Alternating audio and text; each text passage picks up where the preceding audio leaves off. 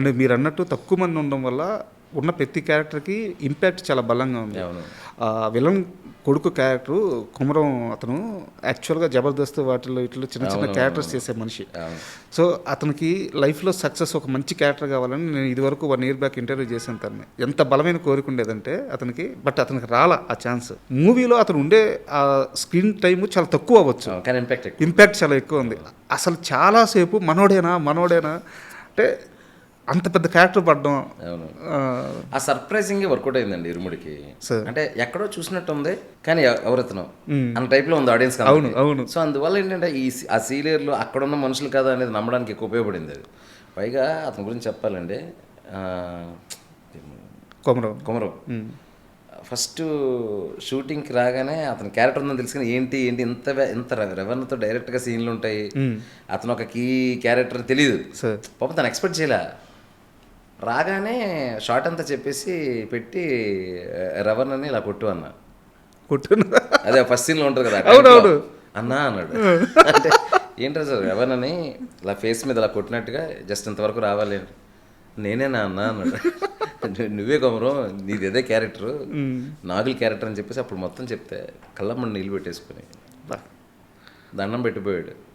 ఏమొద్దు నాగులు, నీకోసం యాక్చువల్గా నేను వెతుకుతున్నాను.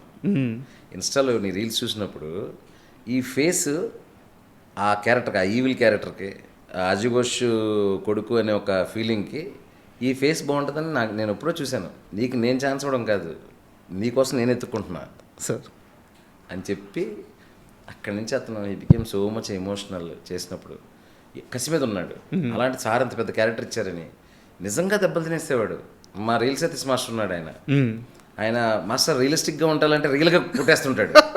మాస్టర్ చచ్చిపోతాను మాస్టర్, ఎవరు రెస్పాన్సిబిలిటీ, కొంచెం చూసుకొని కొట్టేవాడి నేను చెప్తాను. అంటే ఒక పీక్ రియలిజంకి వెళ్ళిపోదాం ఈ సినిమాకి ఫిక్స్ అయిపోయాడు అతను. నాకు భయం వేసేది బంటర్ ముందు కూర్చొని. సో నిజంగా అది కొంచెం టచ్ అయినా, కర్రలు కానీ ఏదైనా టచ్ కొట్టినప్పుడు టచ్ అయినా, 2-3 దెబ్బలు తగిలినా చెప్పేవాడు కాదు. మళ్ళీ చెప్తే తగిలేస్తుందని డైరెక్టర్ గారు ఇంటెన్సిటీ తగ్గించేస్తారేమో అని. ఎందుకంటే ఆలోట్ వెళ్ళిపోయాడు. ఇంకా తనకు అవసరం నా ఎంత కష్టపడతా అని. ఈ సందర్భంగా అతనికి నేను కూడా థ్యాంక్స్ చెప్తున్నాను కుమరానికి. బట్ చాలా మంచి పేరు వచ్చింది అతనికి. Yes sir. అండ్ చాలామంది ఇరుముడి చూసిన తర్వాత అంటే రామ్ చరణ్ గారి ఫ్యాన్స్ మీ సెన్సిబిలిటీకి, ఆయన ఆ యాక్టింగ్కి, సో రామ్ చరణ్ గారితో మీ మూవీ పెడితే చాలా బాగుంటుందని చెప్పి అసలు సోషల్ మీడియా అంతా అవే మెసేజ్లు పెడుతున్నారు. సో ఆ ప్లానింగ్ ఏమన్నా? అదేనండి స్టోరీ అండి దేనికైనా సార్. ఫస్ట్ మనకు బాగా నచ్చి ఇది ఒక అద్భుతంగా కథ అవుతుంది, ఇప్పుడు దేనికి క్యారీడ్ అవి అయిపోకూడదు కదా. ఇప్పుడు ఈ సినిమా నాకు ఒక రెస్పెక్ట్ ఇచ్చింది, ప్రేక్షకులు నన్ను చూసే విధానాన్ని కొంచెం పెంచింది సార్. దాన్ని ఇంకా పెంచేలా ఉండాలి తప్ప కదా కంగారుగా ఏదో కథ చేసేసి అలా కాదు కదా. So first I focus on writing, then ఆ రైటింగ్లో ఎవరు సూట్ అవుతారు అనేది. ఓకే. బట్ నిజంగా నాకు అదృష్టం ఉండే ఆ రైటింగ్ కరెక్ట్గా సూట్ అయ్యి నిజంగా మీరు అన్నట్టు చరణ్ గారు లాంటి వ్యక్తి అక్కడ వెళ్ళానంటే గ్రేటే సార్. అండ్ మైత్రి గురించి మాట్లాడుకోవాలి సార్. ఇంత పెద్ద అద్భుతానికి బ్యాక్ ఎండ్లో ఉండి ఫుల్ సపోర్ట్ చేసిన వాళ్ళు.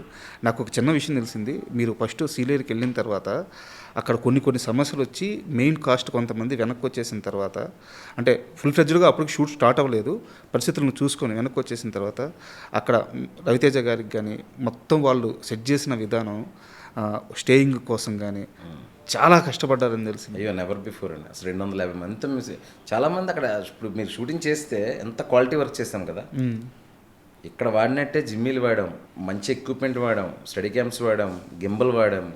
మరి ఆ ఎక్విప్మెంట్ తేడానికి మనుషులు, ఆ రోడ్డే సరిగ్గా ఉండదు, అంత గుంతల రోడ్డు. ఒక్కసారి అక్కడ లోపలికి వెళ్ళిపోయి ఏదైనా మిస్ అయిందంటే ఇంకా నెక్స్ట్ రోజే రావాలి తప్ప ఆ రోజు తేడానికి లేదు. ఇంకా అది ఏదైనా కూడా ఆ సీరియల్లో చిన్న మార్కెట్ ఉంటుంది, అక్కడ మనం కొంచెం పువ్వులు, పళ్ళు, కాయలు, పాల ప్యాకెట్లు ఇంతవరకు ఓకే. దానికి మించి ఏదొచ్చినా రాజమండ్రి వెళ్ళి తేవడమే, లేదంటే మారేడుమిల్లి వెళ్ళాలి. సో అవి కూడా చాలా దూరం కదా. వర్షాలు పడ్డాయనుకోండి, అక్కడ ఏదో ఒక బండి డీసీఎం మీద దిగిపోయింది అనుకోండి, ఇంకంతే. ఆ వెనకాతల షూటింగ్లో అక్కడే ఉంటారు. అలాంటి పరిస్థితి. ఇదంతా వదిలేదండి. పాపం ఆడపిల్లలు ఉన్నారు, ఈ 10 మంది ఆడపిల్లలు. వాళ్ళందరికీ ఆల్మోస్ట్ 2 చిన్న లాడ్జ్లు ఉన్నాయి. బాలాజీ గారు ఒక ఆయన ఉంటారు, పొల్లూరులో చేసినప్పుడు రమణమూర్తి గారు వీళ్ళిద్దరూ ఫుల్ సపోర్ట్.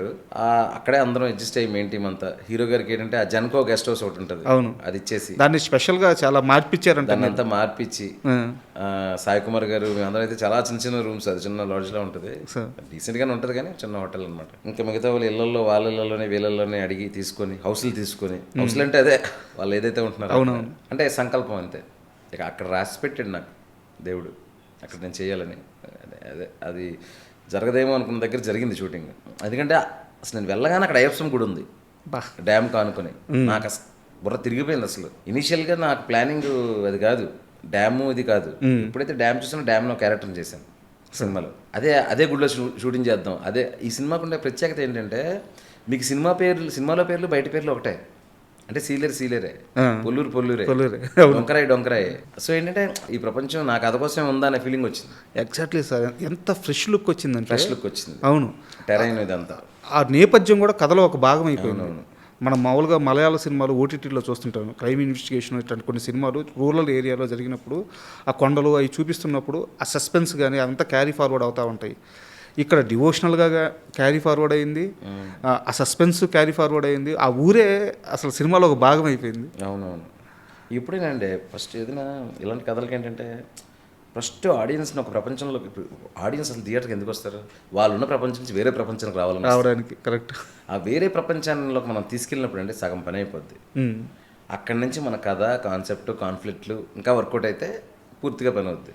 ఆ రెండు జరిగినాయి. ఫస్ట్ ఇలా కూర్చోగానే ఒక 10 నిమిషాలు యాలలో సాంగ్ రాగానే మనం వెళ్ళిపోయాం, సీలేరు పొల్లూరులోకి వెళ్ళిపోయాం. సో అక్కడ ఉండే క్యారెక్టర్తో నేను చిన్నగా కనెక్ట్. ఆ పాప, చిన్న స్కూలు, ఆ వాటర్ ఫాల్స్, అక్కడి నుంచి సైకిల్ మీద అడవిలోంచి తొక్కుంటూ వెళ్ళడం.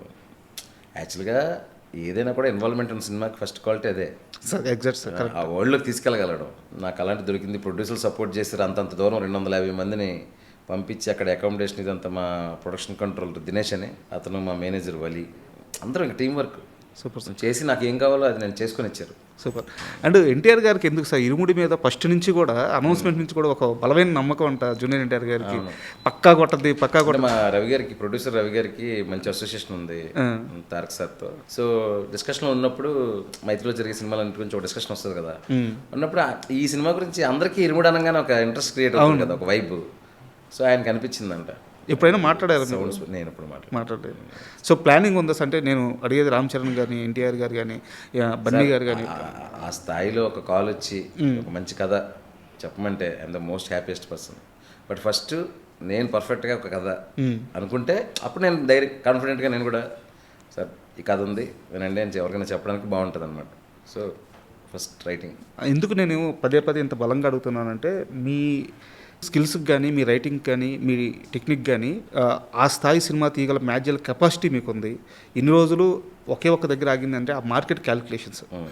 సో ఇరుముడి ఆ లైన్ని చెడిపేసింది. సో ఈగర్గా వెయిట్ చేస్తుంది సార్ ఇంకా పెద్ద స్కేల్లో పెద్ద సక్సెస్. సో శివ నిర్వాణ అనే వ్యక్తి స్థాయి, బలం ఏందనేది మేము అంతా చూస్తున్నాము. సో మిమ్మల్ని వేరే లీగ్లో చూడాలనుకుంటున్నాము. Thank you sir. Thank you very much. Thank you sir.